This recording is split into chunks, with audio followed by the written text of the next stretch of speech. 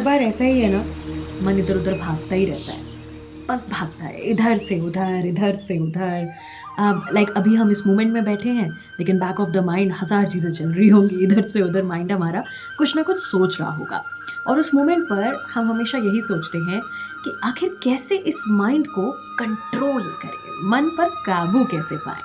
I know बहुत सारे लोगों ने आप में से योगा क्लासेस भी जॉइन की होंगी, मेडिटेशन करने की कोशिश की होगी, कुछ को सफलता मिली होगी, बहुत से लोगों को नहीं मिली होगी एंड देन अगेन यही क्वेश्चन रिपीट हुआ होगा, how to control the mind, mind को कंट्रोल कैसे करें? बस इसी का जवाब गीता में हमें मिलता है और इसीलिए आज का श्लोक मैं लेकर के आई हूँ on ABP live podcast. Hi, this is Mansi. ये है गीता अनप्लग्ड, जहाँ रोज़ाना आपकी और मेरी मुलाकात होती है विद अ मोटिव कि ये जो हर बदलते दिन के साथ हमारी लाइफ और कॉम्प्लिकेटेड और केओटिक होती जा रही है ना, बिल्कुल स्ट्रेस से भरी हुई, इसे किसी तरह हम सॉर्टेड बनाएं, क्योंकि कहते हैं कि जो गीता है इससे बड़ा कोई मोटिवेशनल गुरु ही नहीं। तो with the help of Gita आज हम कोशिश करेंगे कि अपने माइंड को हम कैसे कंट्रोल कर सकते हैं। आज का जो मैं श्लोक लेकर के आई हूँ, गीता के चैप्टर 6 वर्स 35। क्या कहता है ये संस्कृत में, पहले हम इसे जानते हैं।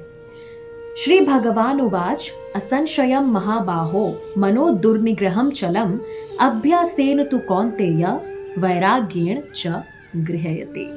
अब ये तो हुआ संस्कृत में, अब आपको बताती हूँ इंग्लिश ट्रांसलेशन, जो कि कहता है, Lord Krishna said to Arjun in this verse 35 of chapter 6, what you say is correct that yes, it is very difficult to control the mind, but by practice and detachment, it can be controlled.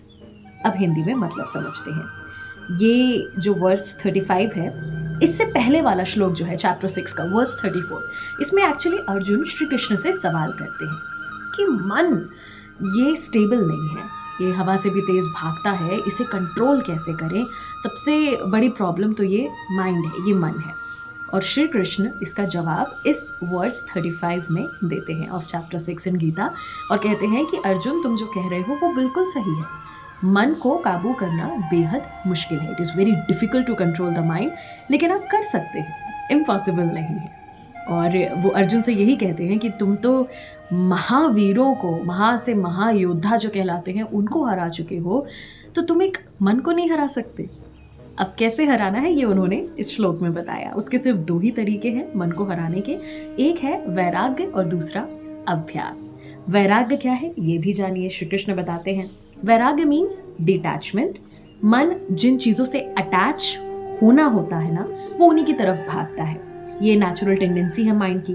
The elimination of attachment eradicates the unnecessary wanderings of the mind. और ये जो अभ्यास है, इसका भी मतलब समझते हैं। अभ्यास का इंग्लिश ट्रांसलेशन तो आप जानते ही हैं, प्रैक्टिस, जो करने से ही आप माइंड को कंट्रोल कर पाएंगे। फॉर एग्जाम्पल, जब हम नई नई गाड़ी चलाना सीखते हैं, आप पहली बार गियर डालते हैं, आप रिवर्स गियर डालते हैं, जब आप क्लच और एक्सेलरेटर का बैलेंस करने की कोशिश करते हैं, प्रो नहीं बन जाते। आपको तब यही लगता होता है कि यार कैसे लोग इतनी जल्दी बैलेंस कर लेते हैं, इतनी जल्दी जल्दी गियर कैसे बदल लेते हैं गाड़ी चलाते वक्त। नहीं हो पाता ना पहली बार में, बट प्रैक्टिस से धीरे धीरे ये होता है। तो बस इसी तरह आपको वैराग्य यानी डिटैचमेंट और अभ्यास करना है इस चीज़ का। वैराग्य का अभ्यास अगर आप करेंगे तो माइंड कंट्रोल में आ जाएगा।